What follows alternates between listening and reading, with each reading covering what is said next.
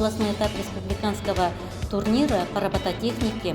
Всего у нас участвовало 72 команды.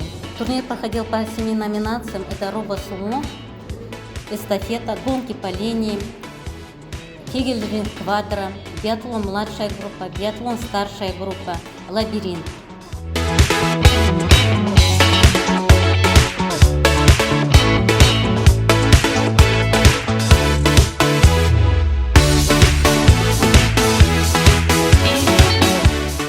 Бүгін біз робототек гранд турнаментқа биатлон күш санат бойынша келдік. Және де келгеніміздің нәтижесін, жемісін көріп, жеңімпаз атанып, республикаға жолдама алдық. Жалпы біз бұл робот істеу барысында өте көптеген қызықты жайттарға да, қорқынышты жайттарға да түсе бастадық. Бірақ та соның жемісін көрдік деп айта аламын.